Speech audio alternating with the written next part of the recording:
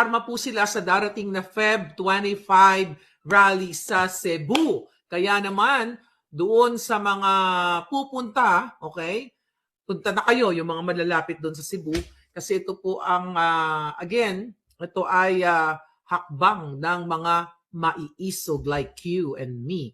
Hi Liz, you're there. Thank you so much, you're there. Si Ninita. Excuse me. Ngayon,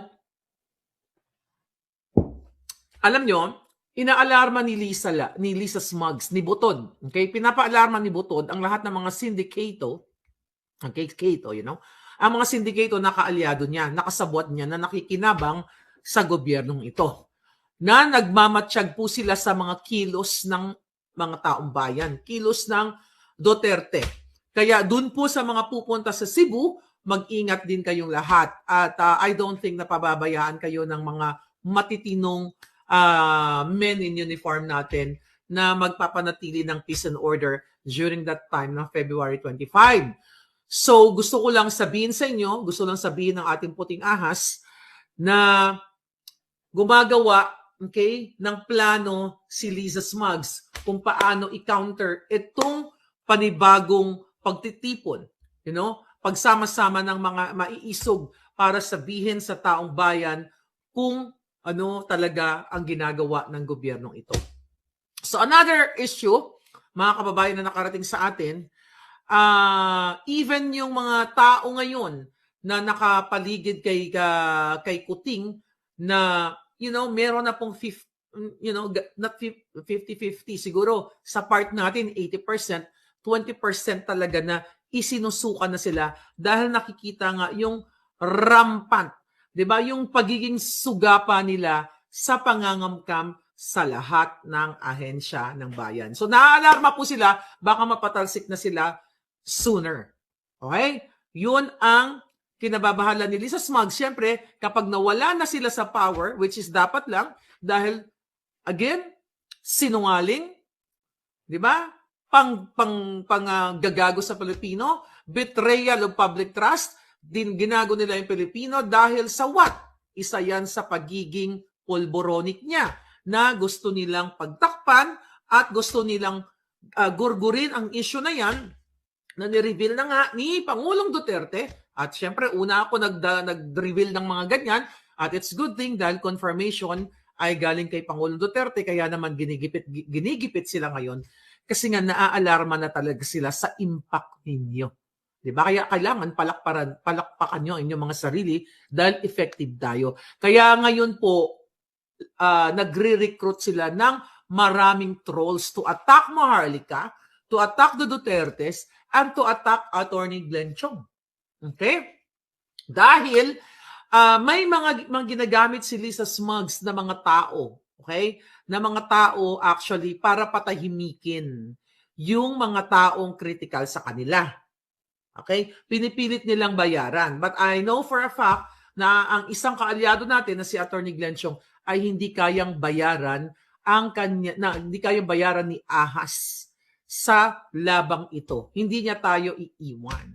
Sabi ni Winnie Nico, sexy daw a catch. Oh, why not? Diba? Thank you, Palangga. I would like to thank Remy and Lady Boss for these 2 M's. Okay. Okay. So kagabi purple tayo. Ngayon green tayo, Palangga. Okay. Favorite color. Kape-kape para sa bayan. Fight for what is right. O, diba? Terno ko. Wala na lang lipstick ko. Green. Okay. So ngayon, mainit ang mga issue. Bago ako pumunta sa pinaka-highlight ng ating vlog, yung issue dito nga sa kay Teves. Diba? Si Teves, mga kababayan, ay ginigipit talaga ng gobyernong ito. Diba? Yung mga pagsangkot sa kanya kay Digamo and everything. So hanggang ngayon ay pinaka-cancel na nga o na-cancel na ba ang kanyang pasaporte dahil gusto talaga siyang gurgurin. Alam niyo, may nag-message sa akin. Nung kasagsagan, okay? Nung kasagsagan ng ni Teves, yung issue na yan, si Lisa din ang may gawa niyan.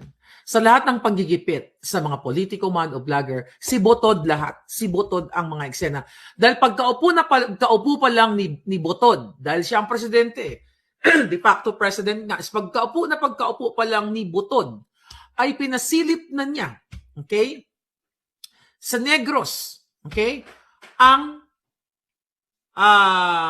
isabong o yung mga illegal gambling, lahat, pati lottery, lahat doon.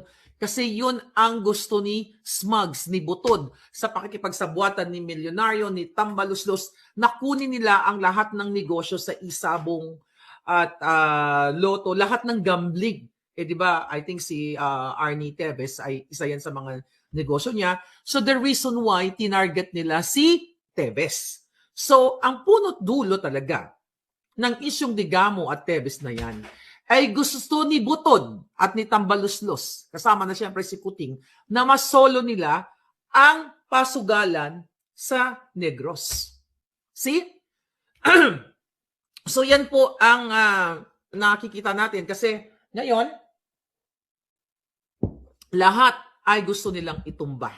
And I hope sabi ko nga, tumayo kayo, mag-step up kayo, lahat ng mga maiisog, mag-step up kayo sa February 25, lalo na dyan sa Cebu. Kasi ang panggigipit sa akin, ang panggigipit sa mga Duterte, kay Pulong, kay Tevez, lahat, kay Pangulo Duterte, kay Sara, ay isa po ang pattern yan. Si Butod, lahat gusto nilang maghari at i-silence ang mga taong bayan. Tignan nyo yan, kasi gusto kong i-promote itong third floor, okay? Yung third floor vlog. I-follow nyo sila. Yung third floor vlog nila Reformina, Purificacion at Pedroche, kasi isa po sila sa mga biktima ni Butod. So kailangan nating iangat yung mga taong inapi ni Butod na ngayon kahit papaano tuluyan silang lumalaban. Okay, meron silang Facebook channel, YouTube channel, third floor Butod. So you just subscribe them, you help them, and para marinig nyo rin yung mga kwento nila. Kasi hindi lang pwedeng, yung sa puting astang natin. Dapat makarinig din kayo ng kwento ng mismong inapi ni Butod sa Presidential Communications Office. So yun po ang dapat magkapit-bisig tayo dahil isa ang kalaban natin. Ang target natin is ang ulo ng ahas. Di ba? Ang ulo ng ahas ay walang iba kundi si Butod na ginagamit ang pera ng taong bayan para lahat tayo patahimikin. Kaya naman itong parating na February 25 ay naghahanda na po sila para i-counter ito. Baka mag-rally-rally rin si Kuting. I'm not sure yet. Wala pang nakarating sa atin o wala pa silang mga bagong mga schedule. Third floor. Third floor. Ano siya? THI. Third, as in third. So, mga kababayan, dahil nga galit na galit si Butod kay Tevez, dahil in-reveal ni Tevez, di ba, na si Nolan, di ba, na si Bibot Nolan ay supplier, di umano, ni Kuting, okay, at ni Liza ng pulburon. I'll talk about Nolan. Ako si Nolan, na-meet ko yan sa Pilipinas, ikukwento ko sa inyo. Pero magtataka ka, maganda ang pakikitungo ni Bibot sa akin. Wala po akong, hindi ko na-witness na siya ay may bitbit na pulburon. Basta ang na-witness ko lang na lagi siyang katabi ni Lisa Smugs. Okay, lagi siyang nakabuntot kay Lisa at magkaibigan naman talaga sila. Hindi ko alam yung knowledge ni Tevez na si Nolan ay nag-supply ng pulburon kay Lisa at kay Kuting. Pero ang masasabi ko lang sa kanya ay lagi talaga siya nakabuntot kay Lisa kasi siya dati ang nag-lead sa OFW group na kung saan dinisband na nila, wala na yon. Sabi ko nga, after the election ay tinapos na nila yung group dahil yun ang instruction ni Butod. Sorry na lang, goodbye na lang kayong mga OFW. Wala na silang pakialam sa iyo. So going back kay Nolan, may mga messages kami na binura niya na. So again, gusto ko lang linawin, gusto ko ibigay sa inyo ang pag-iisip. Okay? Tamang pag-iisip. Okay? Na itong mga kaibigan ni Lisa na dati kong ka-message ay, actually ito niya pangalan ay si Jose Nolan, na pinagbubura nila yung message nila, yung mga message namin in the past. So magtatanong ka, bakit kaya nila pinagbubura? Ayan unsent. Teka, pakita ko lang. Wala naman actually incriminating . Can you move a little bit? Okay? So mga palangga, ito ha, mga unsent. Pakita ko lang, kumustahan lang naman kami. So marami yan, unsent, unsent. Okay? Sabi ko pa nga, nag-joke ako noon, June 7, Maharlika, sabi ko, kumusta ka na yata dito? Sabi ko, Maharlika is okay, bot. Thanks sa award. Yun, binigyan ako ng mga award ng mga papel-papel na parang congratulations, ek. So, wala akong masasabi kay Bibot na siya ay sangkot sa polboroni kasi wala naman akong knowledge. Pero yun yung mga message na pinagbubura niya na. So, galing yun kay Kong Tebes. So, ngayon, gusto ko lang ipakita yung relationship ni Butod at saka ni Nolan. Okay? And even though may na-receive din tayong report galing sa ating puting ahas sa PDEA na talagang itong si Lisa Butod ay talagang sangkot siya sa mga illegal transaction pagdating po dito sa Polboronic, katulad ni Mark Anthony Sayarot na nakawala dahil kaibigan nila at kasama nila sa kanilang mga state visit. At gusto ko lang iparating sa inyo mga kababayan na itong mga sindikatong kasabot ni Lisa ay pinapaalarma niya na rin para tutukan, siyempre ako. Alam niyo yun, tutukan ako. Dahil ako naman yung nagsimula ng mga eksena dito na nag-expose sa kanila. So, dun sa may bounty ang aking ulo, at hindi naman tayo natatakot sa mga yan kung lalaban sila ng sampalan or kurutan, but definitely, traidor tong mga to. Patraidor, gugurgurin at gugurgurin ka, gugurgurin nila ako pag nagkaroon po sila ng pagkakataon. So the accusations of Tatay Digong is so very true, sabi ni Zeus Miranda. Okay? So mga palangga, ang gusto kong sanang iparating sa inyo na huwag kayo panghinaan ng loob. Okay? Dahil sa ngayon, nakikita ko, hindi na masyado kayong, yung iba, parang kinakalimutan nyo na ang issue sa PC, sa Lotto, at saka dito nga sa Polboron. Kaya nga, siguro gagawa tayo ng campaign, okay, ng campaign na kung saan si Kuting ay magpa-drug test. Hindi lang si Kuting. Dahil nakarating din sa akin, mainit-init pa, na hindi lang si Kuting ang nagpupulburon. Ayon sa ating source, na si Sandro ay kailangan din magpa-test dahil maaaring siya ay pulboronic din dahil sa ginagawa niya dyan sa Kongreso na pagbibili ng mga kababaihan at pagbayad. You know that already in connection dun sa People's Initiative. Diba? Yung party nila noong December na isa sa mga pasabog natin. Ayan si Sandro Marcos at saka si Tambalos Dos na laging parang lutang kung magsalita. Dapat talaga i-drug test yung mga yan. Once and for all para mapatunayan, ipulboronic test sila para mapatunayan nila sa taong bayan na sila ay walang pulboronic sa kanilang system. Lalo na si Kuting. Kasi may mga nakakarating sa ating information na mga galing sa ating puting ahas sa PDEA. Alright. Sabi ni Maximo, si Sandro ba at Dominic? Ewan ko palangga, hindi ko alam. Cotton Fin? Ayan. So, Cotton Fin, you're there? Okay? Ano sabi niya? Good morning from Texas. So, naman, Polboron lover din yang si ni Fertiti. Ito na ang bagong pasabog. Mainit-init. Alam niyo ba?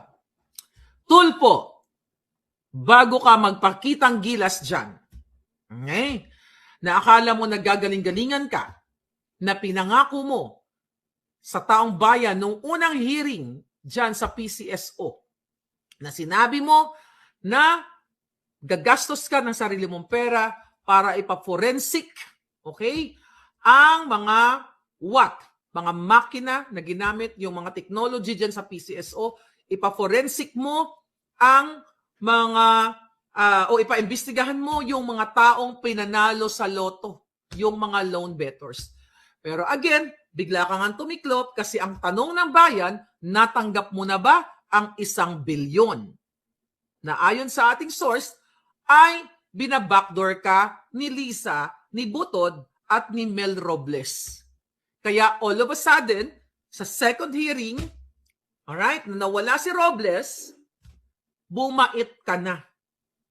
Okay? Hindi mo na in-insist yung sinasabi mong paiimbestigahan mo itong mga nanalo at ibabangga mo sa BIR Di ba? Yung mga nanalo, na kunyari si Pet, yung pinsan kunyari ni Robles, di ba? Ibabangga mo yung claim nilang panalo sa BIR kung nagbayad sila ng tax. Dapat hindi ka lang magtatapos sa babangga ng BIR. Kasi mga kababayan, sa inyong kaalaman, ang BIR ay kasabwat din ni Butod at sila po yan ang nag-appoint niyan. So definitely kung anong utos ni Butod na doktorin ang mga BIR records ay kayang-kayang gawin. So Tulfo, gawin mo ang tama, but I doubt it. You know why, mga kababayan? A day before, nung second hearing ni Tulfo dyan sa Senado na kung saan hindi dumating si Robles, ayon sa ating source, mga kababayan, ay lumipad siya sa Japan.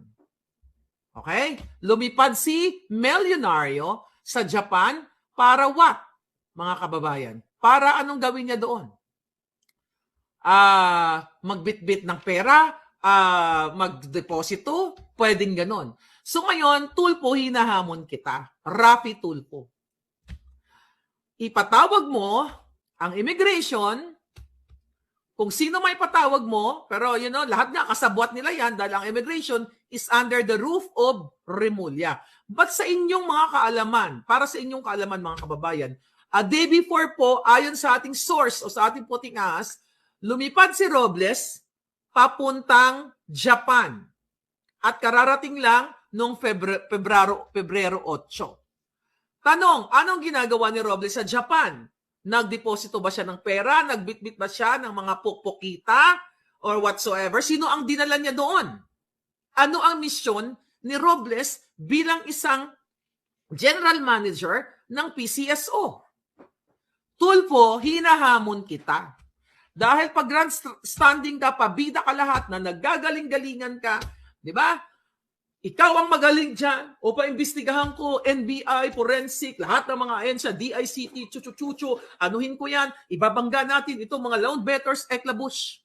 Tapos biglang bumahag ang iyong maliit na pototoy, o ang inyong maliit na itlog, kasi laki din ni Kuting. Kasi nga ang question ng bayan, nabayaran ka na ba? Kayo ni Pimentel, natanggap nyo na ba ang bilyon? Bakit hindi mo ipatawag ang immigration? Ayan, tinutulungan na kita. Dahil ang yabang mo, Tulfo. Diba? Alam mo na mayroong binili na 30 million worth na makina ang Millionario para doon nila lutuin, okay, ang mga mananalo na mga loan bettors. Na-mention mo din yan sa unang hearing. Pero ngayon, bumahag na yung kasing liit ng butiki na jetlog mo. I challenge you, ipasumon mo, ipasupina mo ang immigration at alamin kung ano ang ginagawa ni Robles sa Japan for 1 week, mga kababayan. 1 week, kaya hindi siya naka-attend nung second hearing kasi pumunta ng Japan. Imagine niyo, gano'n na lang kayo babuyin, bastusin ang ating batas, ang ating konstitusyon. Ang ginawa ni Robles ay what? Nagkaroon ng proxy, okay, na magre-represent sa kanya, at doon sa second hearing na yun, kung napanood din nyo, di ba? Itinanggi na ng isa sa mga resource person doon na pwedeng distrong ka rin yung source code na pinag-uusapan doon ng general manager as assistant manager. Remember that? Nung second hearing, sinabi hindi kaya. So, naglaban bawi yung kanilang statement. Pero, nung first hearing, sinabi doon ng tiga DICT na yes, pwedeng manipulahin ni Robles at ng kanyang assistant manager. So, ikaw, Tulfo, kung tulugang para ka sa Pilipino, which is alam namin, okay, dahil para ka lang sa mga chismoso-chismosa, para ka lang sa views, para ka lang pagkitaan mo ang problema ng Pilipino, i-drag mo ang mga kahiyan ng bawat pamilya dyan sa iyong vlog. At nagamit mo nga sila at naging ganap ka ng senador at umasa sila na ikaw ay magiging what? Tagapagtanggol ng Pilipino dahil ang yabang mo sa iyong mga vlogs. Pero pagdating pala dyan sa Senado, ikaw ay isang bahag ang buntot, bahag ang pototoy na kasing laki ng butiki na katulad ni Kuting, dahil kung ano yung tapang-tapang tinapangan mo, napakita, ganun din ang kaduwagan mo. Kaya nga ang tanong, sa ngalan ba ng 1 bilyong piso? Mga kababayan, sukang-suka na tayong lahat sa ginagawa ng gobyernong ito. Dahil gusto talaga kayong gawing mangmang, gusto kayong gawing polboronic, gusto nilang kunin lahat ng pera ninyo. Kayong mga OFW, lahat tayo actually, whether you are tendera, construction worker, lalo na sa Pilipinas, kayo po ang nagsasakripisyo. Imagine niyo ang general manager ng PCSO na si Melyonario. Nagsasarap ng bakasyon sa Japan. Kaya ang sagot ko, ano ginawa mo doon? Maliban sa pagta-transport ng kung ano man ang tinransport mo. Dahil yan ang sabi sa atin ng ating source. Anong ginawa mo sa Japan? February 8, mat-check yan ng immigration para mapatunayan dito kung tama yung sinasabi ng ating source. Kaya nga tinutulungan natin, dapat nga tayo ay katuwang para masusog ito mga buwakan ng inang ito. Pero habang tayo ay nagiging critical tayo sa gobyerno ni Butod, gusto nila tayong gurgurin lahat. Pero hindi sila magwawagi kasi mas marami tayo. At ikaw, Melyonario, at ikaw, jowa ni Mel. Ayan, 'di ba? Yung si binanggit ni Lisa, yung Shay, yung pangalan ng asawa niya. Alam mo ba? Ayon sa aking puting ahas na kaibigan ng Pokpokita na idinala ni Robles. Ayon sa kanya, sa Raffles Makati, ang mga Pokpokita po ay nanalo sa loto. In what way? Paano to, Maharlika? Tingnan natin. Okay? Mga kababayan, sariwang-sariwang balita na gustong iparating sa inyo na itong si Langka, okay, na yung face lock niya ay parang kadkara ng nyug maliban sa Langka. Itong face lock ni Melyonario na parang ang kadkara ng Langka ay nakuha pang magpanalo ng mga Pokpokita na Girlaloo na dinadala po niya sa Raffles Residence dyan sa Makati, na kung saan po ang mga unit o na pinagdadalhan ng mga Pokpokita na pinapanalo nila na kahit hindi tumataya sa loto. Imagine mo, kahit hindi ka tumaya, pag Pokpokita ka lang na sumutsurba-tsurba ka, panalo ka na. Dahil dinadala nila at sinutsurba dyan sa Raffles Residence sa Makati. At ito po ang mga units na ito ay pagmamay-ari ng kaibigan ni Langka na mga Chinese na mga high roller. Okay? Yung mga big time. Okay? Hindi ko alam kung high roller lang ba o sindikato or what. You know? Hindi nabanggit dito. Pero dyan po, dinadala, ayon dito sa ating balita, Miss Maharlika, dyan po dinadala. Okay? Na sabi niya, nahuli ko na nagdala. Ayan, baka mamagorgor to. Sabi, nahuli ko na nagdala ng mga Pokpokita. Itong si GM. Okay? Hindi yan alam ng kanyang Diyosawa. O, alam mo na ngayon. O, puntahan mo yung Raffles. O, 'di ba? Alam niyo, sweet-sweetan kayo. Hindi kayo magiging masaya lang sa nakaw ng pera. Ibubukilan namin kayo dito. Dahil maraming puting asa nakakita sa inyo. Sabi niya, Miss Maharlika, gamit po yung mga high roller na mga Chinese. Ayan, dinadala po ang mga babae, mga Pokpokita dito sa Raffles Residence. Actually, ang sabi ng ating dito, concerned citizen, actually, Miss Maharlika, barya lang po yung sa PCSO eh. Mas marami ang ninanakaw nila butod dyan sa Congress. Right? So, ngayon, Tulfo, challenge sa'yo, magpatawag ka sa susunod na hearing kung meron pa. Ewan ko, may susunod ba ng hearing?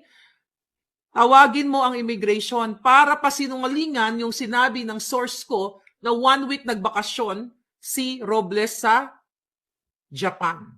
Ngayon,